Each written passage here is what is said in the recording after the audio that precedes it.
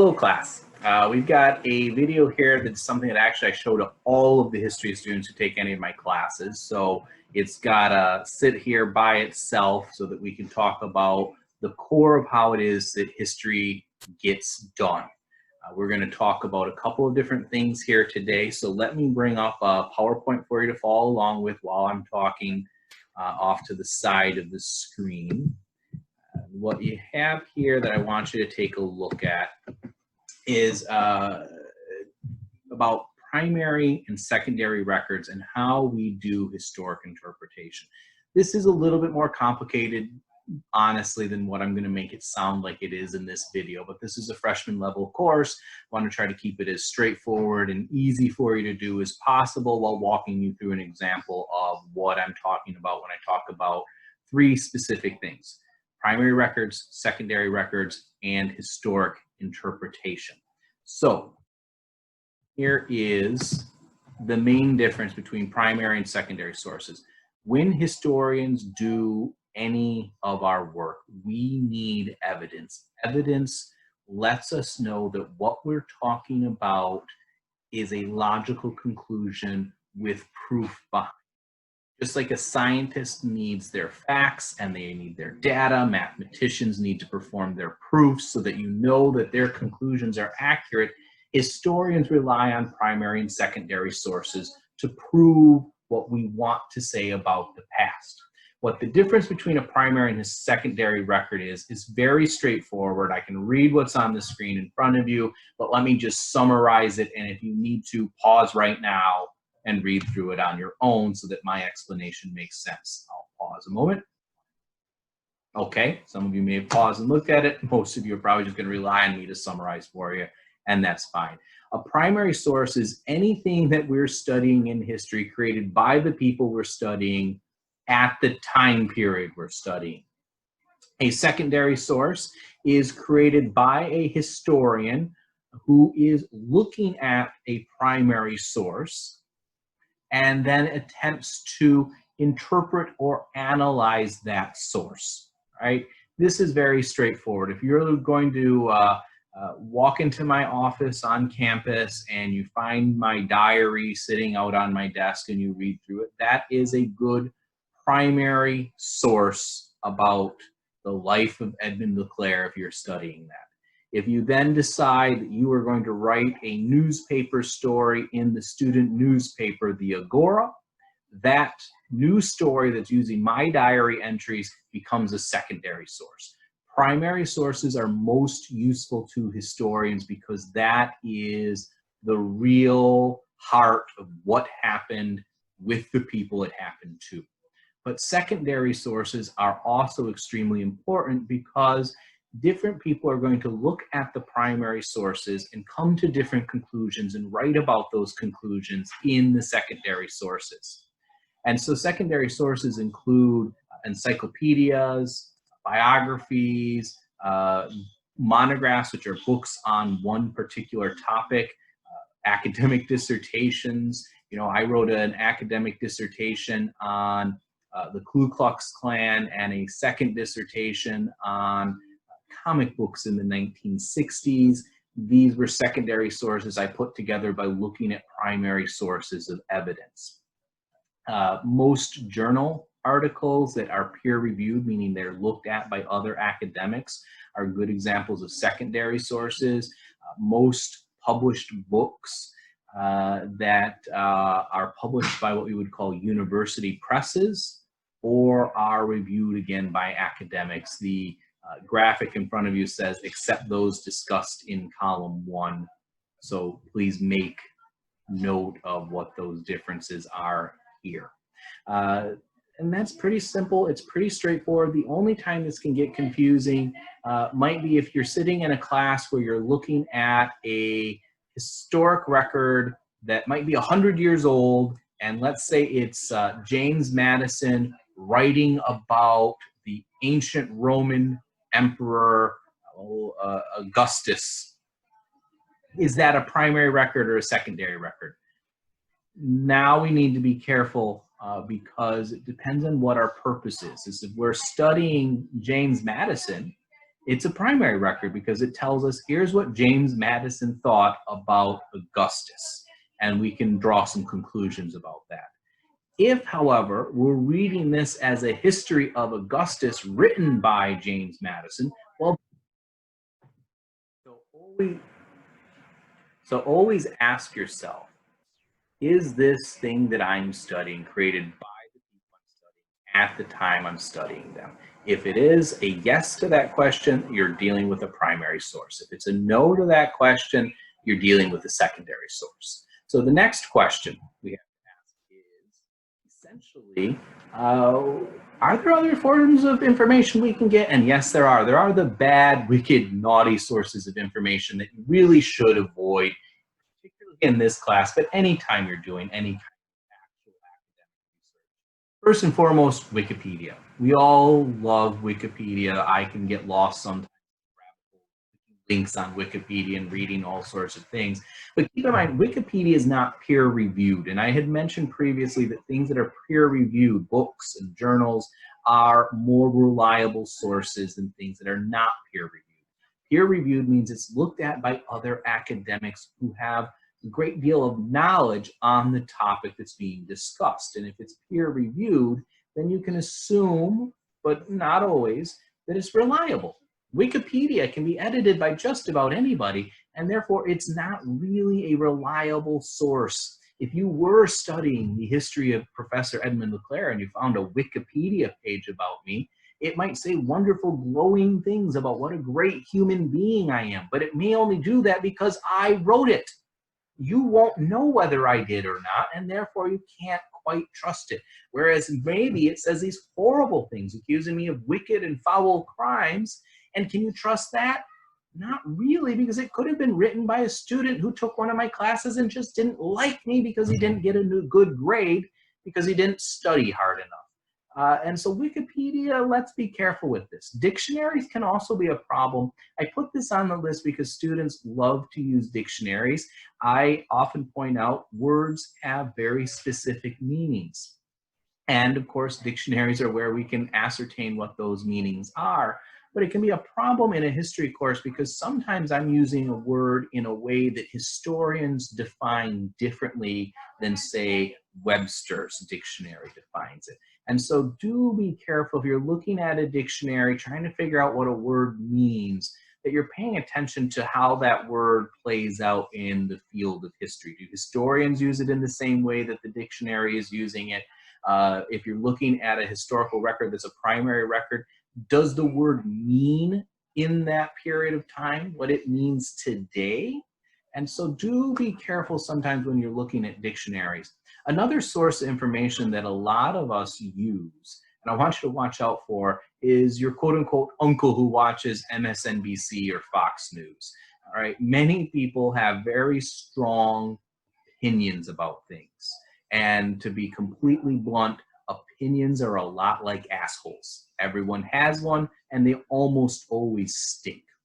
And the reason I say this as bluntly as I have is because I want you to get into remembering that unless an idea is backed up by evidence, and that evidence is reliable evidence, it can be fact-checked by other people who understand how to look at and analyze that evidence, it's not necessarily a good idea or a good conclusion. And so we all have that one crazy uncle who just sort of makes stuff up and sounds like he might know what he's talking about, unless you stop to think about it.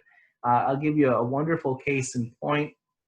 You know, the conspiracy theorists who claim that, you know, airplanes release chemicals that are changing the environment and causing mutations in human beings. They might have some sort of pseudoscience that backs them up, but there's no real solid evidence that's been analyzed and supported by independent experts that would back up something that outlandish. So watch out for that. Likewise, that means essentially watch out for something you just heard somewhere and you just sort of assumed was right. There are all kinds of ideas existing in history that someone heard somewhere, maybe even from a history teacher or professor even, that turns out is actually wrong when you go back and look at the evidence. I learned things in college that I found out later were wrong when I looked at the evidence. I may very well make a mistake at some point in the semester and tell you something that is wrong because I relied on something I heard from someone else and it turns out they were wrong. Or maybe I looked at something and got something wrong. So double check your evidence all of the time. You never know when you might end up discovering something you thought was right was wrong because you looked at the evidence. But once you have the evidence, what do you do with that evidence? And the way I point out to this is that we think essentially on three levels. The three levels of thinking are reporting, observing, and analysis. And every time I give you an assignment in this course, I'm going to ask you to do the reporting, the observing, the analysis. And sometimes I'll give you worksheets that help you go through step by step. Sometimes I'm just going to tell you write a paper. And when you write the paper, you'll give me the analysis. And to have written the paper, your pre-writing steps involve the reporting and observation levels that you did on your own. Regardless of how you do it, let me walk through exactly what I mean when I say these things, that we think on three levels. And to get there, let's start just with an example. Have you ever caught yourself thinking? And what I mean, for example, is you're about to do something. You walked into the kitchen and you see this wonderful chocolate cake just sitting on the counter, and you think to yourself, I'm going to eat that cake. And then you stop and find yourself thinking, wait, what are you thinking? Your mom just made that cake. It's for your sister's birthday. You do not want to eat that cake. And then maybe you pause and note that there's nobody looking. The cake is frosted, but there's a knife nearby. And so you just scrape a little frosting off that corner and you do some more thinking. You go, no one's going to notice if I just take a little bit of frosting off the corner of the cake. And you walk through. You've been thinking at three different levels already. And what's quite interesting here is you're talking to yourself. You were probably schizophrenic and you now need to go see a psychiatrist. Congratulations. I have no idea if that joke just fell completely flat or not because they don't have an audience. But trust me, when I say this in the classroom, everybody laughs. And if you didn't laugh, then maybe you have no sense of humor. Okay, so reporting is descriptive in nature. It is purely focused on the superficial, and you've all done this quite a bit in your own school and academic careers. You've written book reports, and when you write a book report, you just say, here's what happened in the book. And the basic idea is to prove you read the book and you understood what happened in the book. I don't really think we need to practice a lot of this because you've been doing this kind of thinking since you were in kindergarten, when someone showed you the letter A and said, what is this? And you said, that's the letter A. And then you started to read books. You read the book, maybe see Dick run, see Jane run, and your teacher asked you who ran, and you say, Dick and Jane ran. And then probably on the SAT, they had you read something and report what did you read so that they know you can read. I don't think we need to spend a lot of time on reporting. You all understand this. And observing, likewise, is very important and something you're very good at. When you read through things, you notice that there's sometimes an idea or a passage or something that looks very interesting. It looks important, or maybe is problematic in nature, and you realize, I want to think more about that. That's all the observation is. And so if I went through my previous example, reporting is me looking, going, that's a cake. Observing is me going, you know what, there's no one watching this cake right now. At which point I think a little bit more about what I've just observed, and I move to analysis, which is critically thinking about what it is I'm observing, what it means, why it's important, interesting, or problematic. And with the cake, my analysis was, no one will notice if I eat just a little bit of the frosting off the cake. No harm, no foul. Those are our three levels of thinking. But let me give you a little bit more practical example of how this works by walking through a primary record. Okay, and our primary records in this course will often be a little bit longer than this, but is of course the Pledge of Allegiance. If you look at this and do a report, there's some basic questions that you should always ask yourself. Who, what, when, where, why? If you ask these questions, you're going to get a pretty good analysis by the end, but you have to ask these questions to get started. So when I ask these questions, who wrote this or created this? When was it created? Who was the audience? What kind of thing is this? Where was this created? Why was this created? I'm doing report level thinking. And what's interesting is that some of these questions will probably lead me to observations and later things that I'm going to do analysis of. And this is why this is always really important when you read any historical document in this course. I would just grab a sheet of paper or open up a blank screen on your computer, write down some of these questions and get the answers. Oftentimes I'll try to give you the answers on things that you might have to use a little bit of Google Fu to research and understand. And so I did my own Google Fu and I came up with some basic answers to the questions. Who wrote the Pledge of Allegiance? It turns out it was written by a socialist minister named Francis Bellamy in 1892. He put it in a magazine called the Youth's Companion. This was a magazine that was meant to be read by children. And so what kind of thing is this? This appears to be a loyalty oath written for children. Where was it created? Well, the document itself tells us where it was probably created, the United States. And why was it created? Now we're going to have to do a little bit of observing. Okay, and so what did I observe? You probably made your own observations. This is a fairly simple document, so I'm hoping we all observe basically the same thing. There are a few phrases in the Pledge of Allegiance that are definitely interesting, definitely deserve a little bit more thought, and are definitely important. And just to draw your attention to these, what I would do if I've got my sheet of paper in front of me is write down some of the quotes that you observe as important to understanding these documents. These quotes are used by historians whenever we do analysis to show people our evidence. It's not enough for a historian to just conclude, here's what happened in the past. I say it is because look at me, I'm going gray, I have an academic beard, I'm wearing a tie and a jacket with elbow patches on it. Therefore, I know what I'm talking about. That kind of assumption of authority based on expertise should be distrusted. Instead, we should say, here's a direct quote.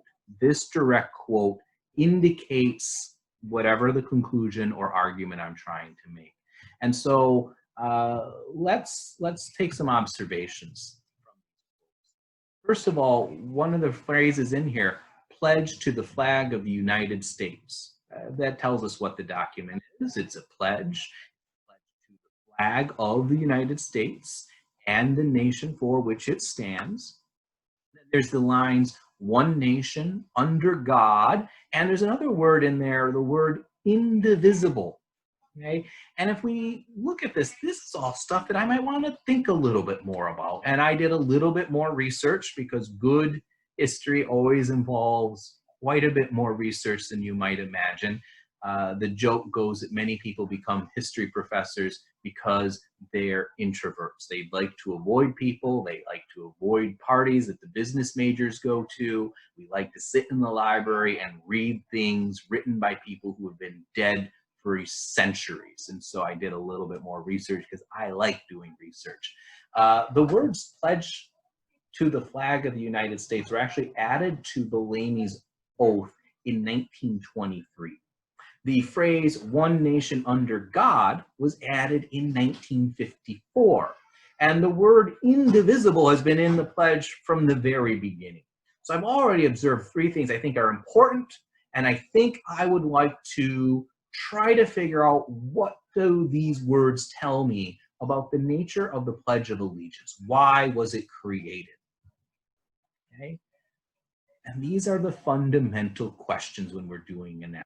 What does this mean? What does this mean for history? What does this mean for the time period that we're looking at? What does this mean for political debates that we're having today? Analysis wants to find meaning. It wants to interpret meaning from the evidence that's available to us. So when I take a look at this, I'm sorry, I clicked forward when I didn't mean to click forward. What could we analyze? Let me go back to the observation. Okay. The pledge has the new words, pledge to the flag of the United States added in 1923. Let's just ask, why could that have been done? What's going on in America in 1923 that would make them go back and add more words to the pledge that Bellamy originally created? Naming us pledge allegiance both to the flag and to the United States, for which that flag stands. And of course, the easy assumption I come up with is 1923 is just a few years after World War I is ended. The United States of America at that point in history, other secondary sources tell me, has been having problems with race riots. It's been having problems with labor strikes. There's a rampant socialist movement and communist movement that is talking about the need to overthrow or replace governments to create a communist utopia.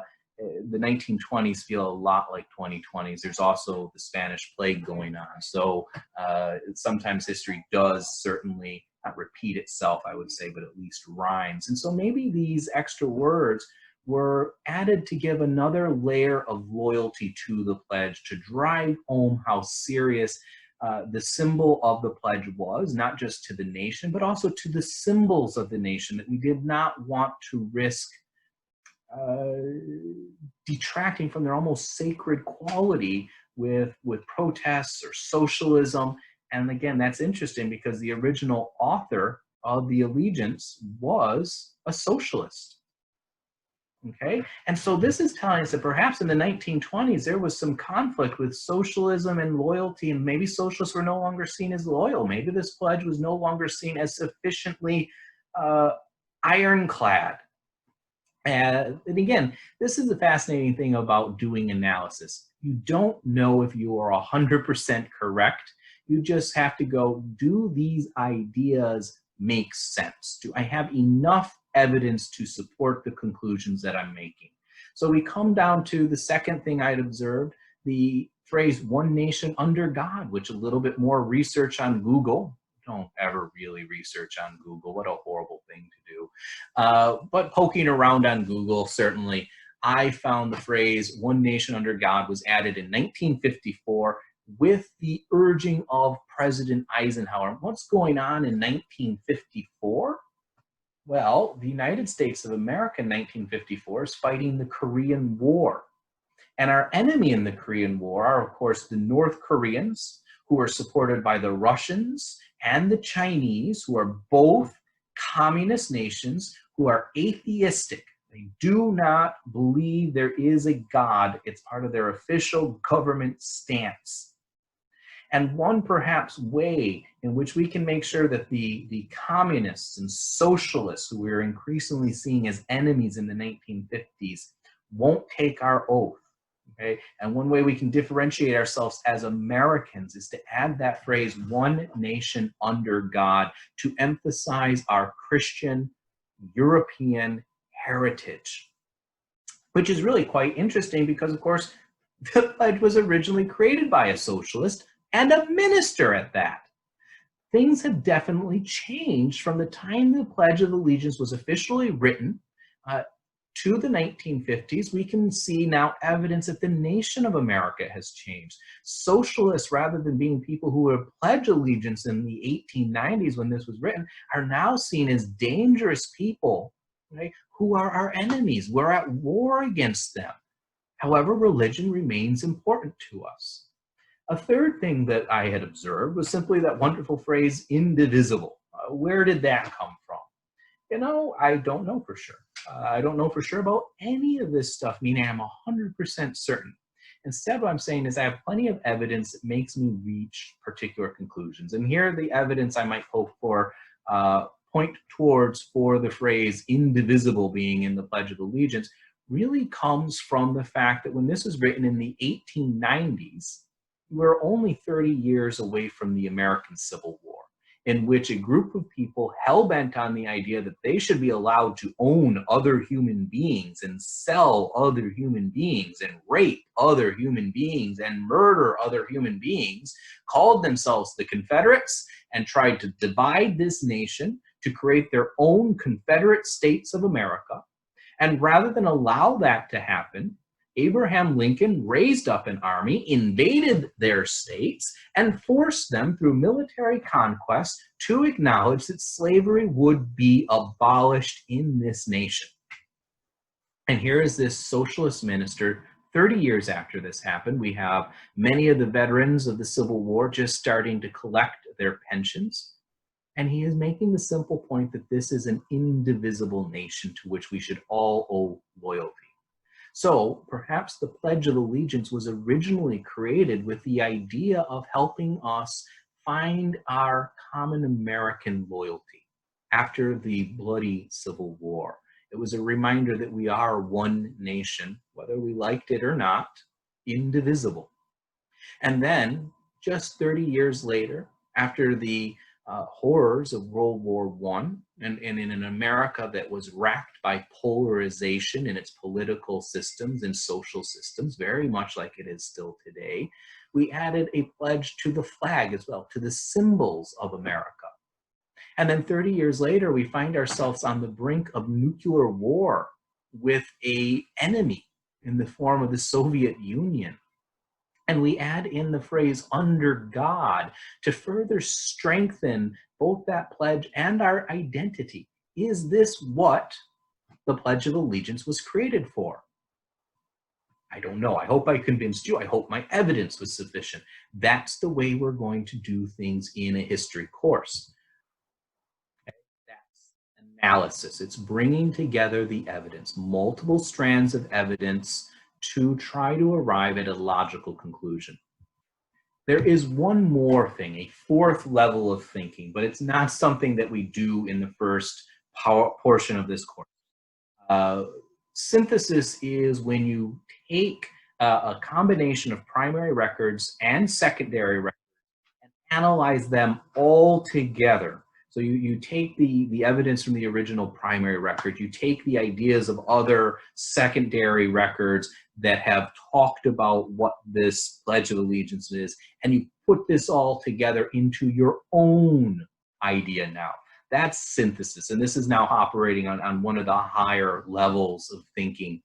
And you do synthesis all the time, as well as analysis and observation and reporting. So none of this is new. What I'm trying to do here, though, is give you a formal system for analyzing historical records and understanding sort of the human experience and how social scientists would break down and think about ideas and evidence and put it together. We're going to practice this over and over through the semester. So pay attention, because this is the heart of what this class is. So just to review, summarize one more time what we've gone over here. We've talked about the primary records and secondary records. What are they? How we get used? And what are good examples of primary and secondary records? We've also discussed the process of historic interpretation using the 3-4 levels of thinking that I've introduced for you. And I would just kind of clarify at this point, this is not exactly how history is done as you get more and more advanced in the study of history. What I have given you here is actually something I stole from an English professor on how to write a research paper using these 3 levels. And then I added in the 4th level because I needed something good to describe the process of putting together large amounts of information. In the beginning of our classes, we're going to simply look at one historic document or record at a time, a primary source or a secondary source. And then later on, we'll look at several primary sources together. And then we'll finally end up using multiple primary sources and maybe 1 or 2 secondary sources so that you can create your own synthesis. And that's going to be some of the last projects that we do in this class, because it is much more complicated, it takes much more time. So there you have it. This is now prepared you, hopefully, to think and act like a historian, at least well enough to get through a history course here at Monroe County Community College. And if you have any questions or comments, concerns, as always, please get a hold of me at eleclaire@monroeccc.edu. Have a fantastic day, folks. Thank you.